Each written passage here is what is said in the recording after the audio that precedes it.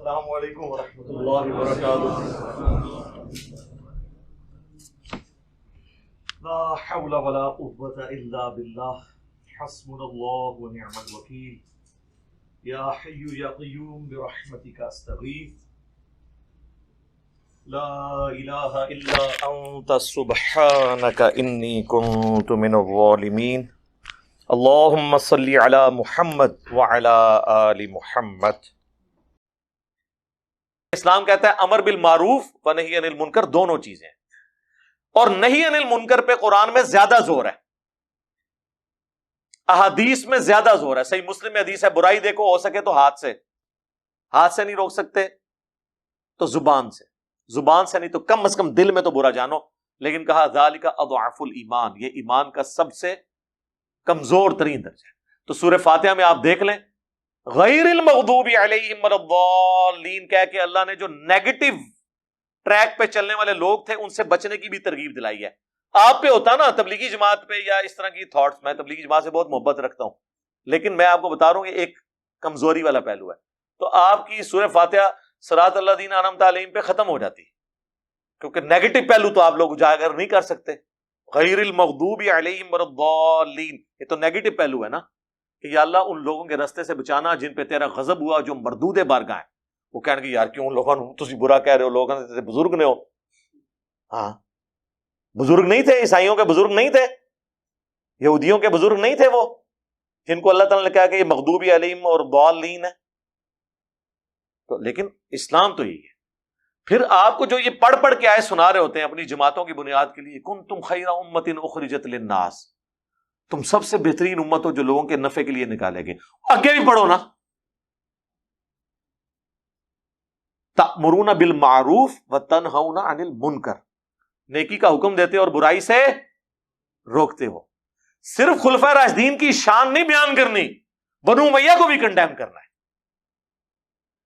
ورنہ تو خلفائے راشدین کی شان بیان کرنے کا فائدہ کیا ہے جب تک آپ یہ نہیں بتائیں گے کہ ان سے جب لوگ ہٹے تو انہوں نے کیا بیڑا غرق کیا دین کا۔ دونوں پہلو بیان کرنا ہے، توحید بیان کرنی ہے تو شیطان کے راستے کا بھی بتانا ہے کہ یہ برائی کا راستہ ہے۔ وَلَقَدْ بَعَثْنَا فِي كُلِّ أُمَّةٍ رَسُولًا أَنِ اعْبُدُوا اللَّهَ وَاجْتَنِبُوا الطَّاغُوتَ، ہم نے ہر رسول کو اس بنیادی دعوت کے ساتھ بھیجا، ہر امت میں ایک رسول کو، کہ تم نے عبادت کرنی ہے اللہ کی اور طاغوت کی نفی کرنی ہے۔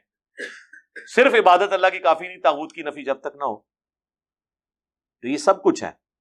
دوسرا پہلو بیان کرنا ضروری ہے، تو سورہ فاتحہ میں اللہ تعالیٰ نے دوسرا پہلو بھی بیان کیا ہے۔ صرف میٹھی میٹھی باتیں کریں، ہر وقت مسائل اختلافی مسائل پہ بات نہ کریں، اس لیے میرے بھائی سارے مسئلے ہی اختلافی ہیں۔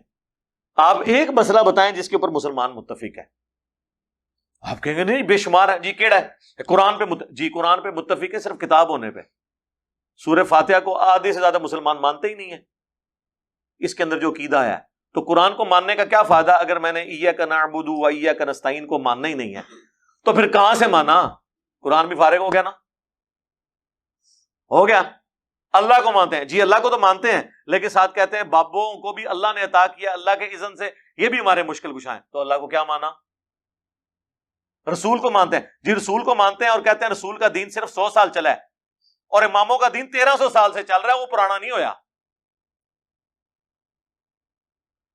تو جس کا دین پہلے 100 سال چلا ہے قیامت تک بھی اسی کا دین چلے گا۔ رہ گئے فقہی مسائل، تو میں نے کینگرو کا مسئلہ مجھے بتائیں کس امام نے بیان کیا ہے، تو پھر آپ سب لوگ میرے مقلد کیوں نہیں ہو جاتے؟ میں نے کینگرو کا مسئلہ حل کیا ہے، زرافے کا حل کیا ہے۔ زرافہ بھی بہیمت الانام میں آتا ہے، اس کا بھی کھر کٹا ہوا ہوتا ہے، وہ بھی مویشیوں میں آتا ہے، زرافہ حلال ہے۔ یہ میرے سے پہلے اگر امام حنیفہ، امام شافعی، امام بن حنبل، امام مالک نے کہیں بتایا تو بتائیں۔ یہ میں ساری باتیں کر رہا ہوں آپ کا دماغ کھولنے کے لیے، کو اپنی عزت کرانے کے لیے نہیں، نہ ہوئے گا کلپ کٹ لے وچوں بڑا کے لینا دینا میرے بھائی، تسی لیندے ہو چندے اپنی ویڈیوز دے اگینسٹ، ننگی عورتاں دے ویڈیو اشتہار چلاندے ہو، میں تو کچھ بھی نہیں لے رہا۔ ہمارے تو آفیشیل چینل کی کمائی جو ہے 4 سے 5 ملین ہے مہینے کی، اگر ہم یہ حرام خوریاں شروع کرتے ہیں۔ آپ کی پوری زندگی کی کمائی ایک طرف ہے اور ہمارے ایک چینل کی کمائی ایک طرف ہے، 40-50 لاکھ روپے مہینے کا، تو ہمیں آپ کس چیز کی دھونس لگاتے ہیں؟ تو ہم تو بالکل ننگا کر کے آپ کی چیزیں بتائیں گے لوگوں کو کہ ہم اس کے بینیفیشری نہیں سسٹم کے، چونکہ اس سسٹم کے بینیفیشری نہیں ہے لہٰذا ہمیں کسی کی دھونس نہیں ہے۔ کہتے جی حضرت کے ٹخنوں کے برابر بھی نہیں ہے، اور حضرت کا نام کس طرح لے رہا ہے؟ اتنے بڑے عالم جن کی حرمین کے ائمہ ان کا احترام کرتے ہیں, ان کے استقبال میں کھڑے ہو جاتے ہیں, اس کا ایک انجینئر مذاق اڑا رہے ہو اتنے بڑے عالم کا. ہماری اوقات کیا تم ان کے ٹخنے کے برابر نہیں ہو. اور نیچے میں نے لوگوں کے کمنٹس دیکھے, سب اس کو اپریشیٹ کر رہے ہیں کہ لگے رہو ان مولویوں کو لگام دے کے رکھو. وہ صرف وہ ٹخنوں کے برابر آپ نہیں ہیں نا, آپ ان کے قدموں میں گرے ہوئے ہیں نا. ہم تو پاؤں کے ٹھڈے پہ رکھتے ہیں جو رسول اللہ کے مخالفین ہیں ان کو. ہمیں کے لیے کیا عزت ہے, چاہے وہ پرانا ہے چاہے آج کا ہے, ہمارے لیے تو برابر ہے. بخاری مسلم کی حدیث ہے کہ اس نے ایمان کی حلاوت چکھ لی جو اللہ اور اس کے رسول کو پوری کائنات میں سب سے بڑھ کر محبوب رکھے, اور اس کی دشمنی اور دوستی کا معیار اللہ کی ذات ہو, اور کفر کی طرف لوٹایا جانا اس کے لیے اتنا مشکل ہو جائے جتنا زندہ آگ میں جلنا. تو میرے بھائی ہمارے لیے تو یہ ہمارے ایمان کا مسئلہ ہے. تو آپ لوگوں نے اپنے بزرگوں کے بارے میں کلیم کیا جی وہ جو حضور علیہ السلام بلکہ ایسے ایسے لطیفے بنائے ہوئے ہیں, بیٹھ کے سنا رہے ہوتے ہیں خود ساختہ. وہ جی ایک انگریز ملا, اس نے کہا شکر الحمدللہ آپ کے پاس امام حنیفہ تھے, ورنہ تو آپ کے نبی کا دین ضائع ہو جاتا. کاش عیسائیوں میں بھی کوئی امام حنیفہ پیدا ہوا ہوتا تو آج عیسائیت تو محفوظ ہوتی. یہ کفری عقیدہ ہے. اللہ تعالیٰ نے دین کو محفوظ کیا ہے, خود کسی کا محتاج نہیں ہے دین. اور تقلید تو آپ کرتے ہیں فقہی مسائل میں, وہ بھی چند ایک مسائل کے اندر. اصل مسائل تو قرآن و سنت کے عقائد ہیں, اصول کے مسئلے ہیں, ان میں سے بھی اکثر اجماع امت سے ثابت ہیں. اجتہاد تک تو بات جاتی ہی نہیں ہے, لیکن انہوں نے باتیں کہاں سے کہاں بنائیں گے. مجھے رات کو میں وہ نا طالبان ترجمان ہے نا, کیا نام ہے وہ, ذبیح اللہ مجاہد صاحب, اب ان سے سلیم صافی صاحب نے نا انٹرویو کیا ہے. حالانکہ وہ اردو بول سکتے ہیں لیکن ریلیکٹنٹ ہوتے ہیں تھوڑے سے بولنے میں, سمجھ ان کو ساری آتی ہے. اب وہ سلیم صافی صاحب ان سے سوال کر رہے ہیں اردو میں اور وہ جواب دے رہے ہیں پشتو میں, نیچے اس کا نا ترجمہ چل رہا تھا. سلیم صافی صاحب کو تو پشتو آتی ہے, تو وہ پھر اس لیے وہ کمفرٹیبل تھے ان سے کاؤنٹر کوشچن کرنے کے اوپر. اور جب وہ کوشچن کرتے تھے تو اس کو بھی اردو آتی ہے, اس کو بھی سمجھ آ رہا ہے مجھ سے سوال کیا کر رہے ہیں. تو میوزک کے اوپر سوال ہوا نا, تو اب اس نے پورے اس یعنی اپنے پروگرام میں کوئی قرآن حدیث نہیں بیان کیا. وہ کہتے ہیں جی آپ کو پتا ہے ہم دیکھیں گے امام حنیفہ نے کیا فرمایا اس مسئلے میں. طالبان کے جو علماء ہیں یا جو آپ کی قیادت ہے وہ کیا موسیقی اور میوزک کو مطلق حرام سمجھتی ہے؟ موږ په دې کې خو چوکاټ د علماو د نظر خبره نه ده, دا د اسلام د اصولو خبره ده او د امام ابو حنیفه رحمه الله علیه د مذهب خبره. څه مذهب کې فیصله شوی مجتهدین اوس موږ مجتهدین نه یو نوې اجتهاد وکړو په دې مورد. ایک قیامت تک تسی ویکھتے رہو کہ امام حنیفہ نے کیا فرمایا اس مسئلے سے. بھئی تمہارا کام تھا تم یہ کہو کہ میں دیکھوں گا قرآن اور سنت میں کیا ہے.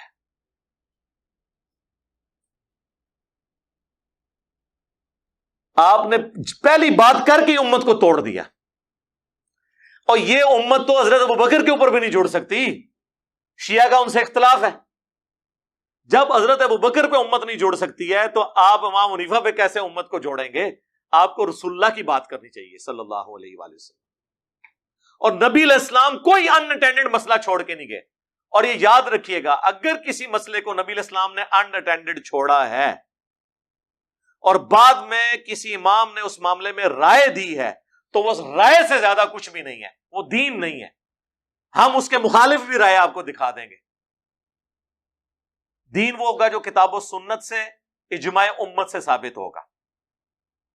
اجتہادی اختلافی جو مسائل ہیں وہ ہر شخص کی اپنی رائے ہے, وہ کوئی رکھ سکتا ہے.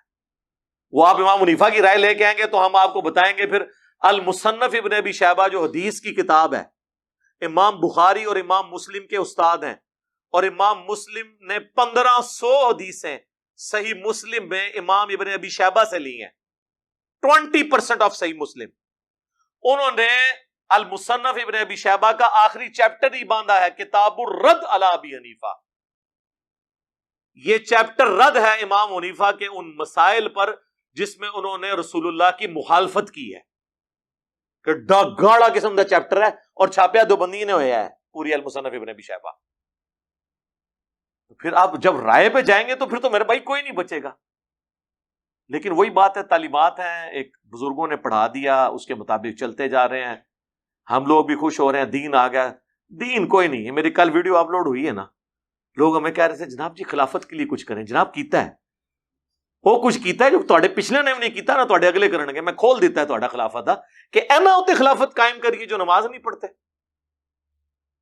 جو پاکستان کے شناختی کارڈ میں مسلمان ہیں اور قرآن کی روح سے وہ کافر ہیں.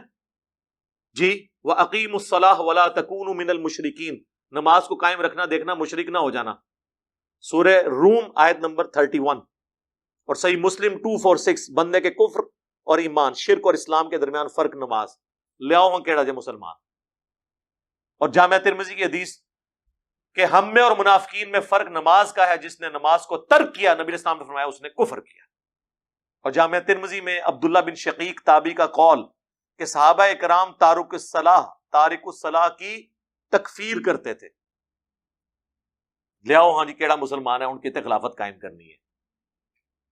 ابھی یہ زبان کے چسکے اور یہ سارے معاملات چل رہے ہوتے ہیں. یہ ساری چیزیں اس وقت ہیں میرے بھائی جب ٹیٹم لیول کا دین. اب آپ دیکھ لیں ایسے لوگ جن کو خود دین کے معاملات کلیئر نہیں ہیں, انہوں نے کسی کے اوپر دین کیا امپلیمنٹ کرنا ہے. ہمارا دین امپلیمنٹ یہ ہوتا ہے کہ چٹے کپڑے پوا دو, سارے نو پگڑیاں پوا دو, ٹخنا دوتے شلوار کرا دو, عورتوں کو آپ برقع پہنا لیں, یہ دین ہو گیا. یہ دین کی ایک جز نہیں ہے, جز بھی نہیں ہے. لباس سنت کے مطابق, پیٹ منافقین والا. کتاب اللباس میں صرف آپ کے کپڑے نہیں آتے. نبی علیہ السلام نے کیا ہمیشہ سفید کپڑے پہنے ہیں؟ نہیں. صحیح مسلم میں آپ نے کالا جبہ پہنا ہے. آپ علیہ السلام سے ابو داؤد ترمذی میں آپ نے گرین کلر کے کپڑے پہنے ہیں. یہ مختلف کلرز کے کپڑے پہننا سنت ہے, اور ہمیشہ سفید کپڑے پہن کے رکھنا یہ سنت کوئی نہیں ہے. ورنہ تو حضور ہمیشہ سفید پہن کے رکھتے لاجیکلی. آپ سے تو سرخ کپڑے پہننا بھی ثابت ہے. اور کسی کو اگر سفید کپڑوں میں سب کچھ گھسا ہوا ہے تو ہم یہ پوچھتے ہیں کتاب اللباس میں صرف کپڑے تو نہیں آتے. بخاری مسلم میں کتاب اللباس جو چیپٹر ہے اس میں حضور کے گیٹ اپ پورا آتا ہے. شمائل ترمذی ایک پوری کتاب ہے جس میں حضور کے گیٹ اپ ہے, یعنی گیٹ اپ میں آپ کے بال کس طرح تھے, آپ کی داڑھی کس طرح تھی, یہ بھی کتاب اللباس ہے. داڑھی بھی کتاب اللباس ہے. پیٹ بھی کتاب اللباس میں آئے گا. اور بخاری مسلم دونوں میں حدیث ہے سب سے بہتر زمانہ میرا, پھر صحابہ کا, پھر تابعین, پھر تبع تابعین. اس کے بعد جھوٹے لوگ پیدا ہوں گے, امانت میں خیانت کریں گے اور موٹاپے کو پسند کریں گے. تو پیٹ کا بڑا ہونا خلاف سنت ہے. کیڑا مولوی ہے جڑا چٹے کپڑے پاندا ہے اور دا ٹھڈ نہیں وڈیا ہویا؟ تو چٹے کپڑے چ اپنا ٹھڈ چھپا کے کہہ رہا ہے میں سنت کے مطابق ہے. جدوں تک تیرا ٹھڈ نہیں سنت کے مطابق ہوتا, جب تک تیرا پیٹ ٹما سنت کے مطابق نہیں ہوتا تیرا, ادو تک تو سنت کے مطابق نہیں ہے.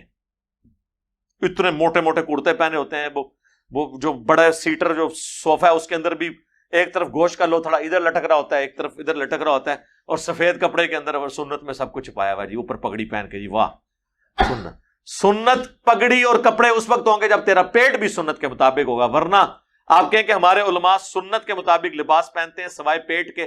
پیٹ ان کا جو ہے نا وہ توندے ان کی جو ہوتے ہیں منافقین اور کافروں والی ہوتی ہیں. جی سورۃ المنافقون میں آپ دیکھ لیں, اللہ تعالیٰ نے کہا کہ آپ منافقین کے جسموں کو دیکھیں تو آپ کو تعجب میں ڈال دیں گے, موٹے موٹے تازے تازے.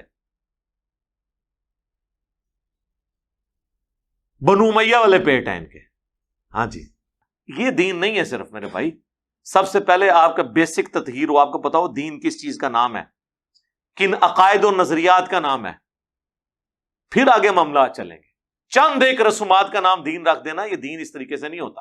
بخاری مسلم دونوں میں حدیث ہے, اللہ کی قسم عیسیٰ ابن مریم تم میں ضرور اتریں گے ایک عادل حکمران کی حیثیت سے, صلیب کو توڑ دیں گے, خنزیر کو قتل کر دیں گے, جزیہ موقوف کر دیں گے, ہر طرف امن ہوگا. اور صحیح مسلم میں الفاظ ہیں تمہاری اس وقت کیا شان ہوگی کہ جب امام تم میں سے ہوگا. اور وہ راوی حدیث کہتے ہیں کہ وہ تمہیں اللہ کی کتاب اور تمہارے نبی کی سنت کے مطابق چلائیں گے. حضرت عیسیٰ ابن مریم انفی نہیں ہوں گے, یہ نبی اسلام نے بتایا. آپ کہیں گے حدیث میں تو لکھا ہی نہیں ہوا. جی لکھا ہوا ہے مسلم شریف میں کہ وہ تمہیں اللہ کی کتاب اور اس کے نبی کی سنت کے مطابق چلائیں گے. تو اس کے اندر لکھا ہوا ہے کہ وہ انفی نہیں ہوں گے, کیونکہ آپ کہتے ہیں تقلید واجب ہے تو امام ابو حنیفہ کا یا کسی اور امام کو انہیں مقلد ہونا چاہیے. وہ کہتے ہیں نہیں, وہ مقلد نہیں ہوں گے, اصل میں وہ خود مجتہد ہوں گے. پھر اس سے مسئلہ نہیں حل ہوتا. وہ پھر کون سے مجتہد ہوں گے, رفع الاجتہاد کرنے والے یا بغیر رفع الاجتہاد؟ نہیں کہتے ہیں وہ نہیں ہوگا. یہ کہ ان کا اجتہاد بھی امام حنیفہ سے مل جائے گا, وہ دین کو ویسے ہی سمجھیں گے جس طرح امام حنیفہ نے سمجھا. عیسیٰ ابن مریم نو کیڑی لوڑ ہے امام حنیفہ نو سمجھنے دی، جڑا اللہ دا پیغمبر ہے، روح اللہ ہے، وجیہن فی الدنیا والآخرہ ہے، جس کو خود وہ معجزے ملے جو ہمارے نبی کو بھی نہیں ملے ہوئے صلی اللہ علیہ وآلہ وسلم، بغیر باپ کے پیدا ہوئے ہیں، ہمارے نبی تو باپ کے ساتھ پیدا ہوئے ہیں۔ باقی آپ کوئی معجزہ بھی کھینچ تان کے ثابت کر دیں، یہ کیسے ثابت کریں گے؟ ہمارے نبی کو موت آ چکی ہے، عیسیٰ ابن مریم ابھی تک زندہ ہے، اتنا بڑا معجزہ ہے، مردوں کو زندہ کیا، یہ حضرت عیسیٰ علیہ السلام کی خصوصیت ہے۔ تو بات یہ ہے کہ ان کو امام حنیفہ کا اور یہ شیخ احمد سرندی نے لکھا ہے کہ ہمارے بزرگوں نے کشف کے ذریعے دیکھا ہے کہ وہ جب اتریں گے فقہ حنفی کے مطابق عمل کریں گے، لیکن اصل میں نا وہ حنفی نہیں ہوں گے، ان کا اجتہاد امام حنیفہ سے مل جائے گا۔ اور آگے لکھا ہے کہ بالفرض اگر اس امت میں کوئی نبی ہوتا تو فقہ حنفی کے مطابق عمل کرتا، یہ بھی لکھا ہے نال، فقہ حنفی میں سے ہوتا۔ وہ جو حضور نے فرمایا تھا نا اگر کوئی نبی ہوتا تو عمر ہوتا، وہ تو تھا حدیث میں، یہ حدیث کو تو مانتے ہی نہیں نا یہ ترمذی کی، وہ کہتے ہیں ان کے بعد ان کو چھوڑ دیں۔ تبلیغی جماعت والے بڑے بڑے بزرگوں سے بڑے مجمع میں یہ بات سنی ہے، وہ کہتے ہیں جی بزرگ عطا اللہ شاہ بخاری صاحب فرماتے تھے کہ اگر اس امت میں کوئی نبی ہوتا تو یوسف کاندلوی صاحب ہوتے۔ جی الیاس کاندلوی کا جو بیٹا تھا نا وہ تبلیغی جماعت کا دوسرا امیر۔ اگلے دن ایک کرنل صاحب آئے، وہ رائے ونڈ کے ساتھ بھی اٹیچ ہیں، کئی سالوں سے تبلیغی جماعت، کہتے ہیں میں کانپ اٹھا، میں جماعت میں نکلا ہوا تھا، میں باہر نکل کے پھر میں نے کمرے میں آ کے میں نے کہا باہر تو نکلنے سی اتنے کھلونا چاہیے تھا سی، کہتے نہیں وہ بہت بڑے حضرت آئے ہوئے تھے رائے ونڈ سے تو وہ تقریر کر رہے تھے۔ میں نے کہا یار کتنے بے شرم لوگ ہیں، یہ بات کرتے ہیں، ان کو شرم بھی نہیں آتی یہ بات کرتے ہوئے، ان کی زبانوں کو لگام دینے والا بھی کوئی نہیں۔ پھر میں نے کہا ظاہر ہے کہ جب پچھلوں نے یار تھوڑا بہت چسکا لگایا ہے بوتل میں سے تو بعد والوں کو بھی تو ہے نا۔ اگر شیخ احمد سرندی کو یہ حق حاصل ہے کہ وہ یہ کہیں کہ اگر کوئی پیغمبر ہوتا تو فقہ حنفی سے ہوتا، تو اس کے بعد والا ایک حنفی اپنے ایک حنفی عالم کے بارے میں کہہ دے کہ شیخ احمد سرندی نے تو نام نہیں بتایا تھا، میں ایک سٹیپ اور آپ کو طے کرواتا ہوں، وہ یوسف کاندلوی صاحب تھے، انہوں کوئی حق حاصل نہیں ہے، بالکل ٹھیک فرمایا، ہاں فقہ حنفی کی روح سے صحیح فرمایا، بزرگوں کے حساب سے نہیں، نہ امام حنیفہ کے حساب سے۔ اس پورے معاملے میں امام حنیفہ کا کوئی لینا دینا نہیں ہے، ان کی طرف جھوٹ منسوب کیے میں۔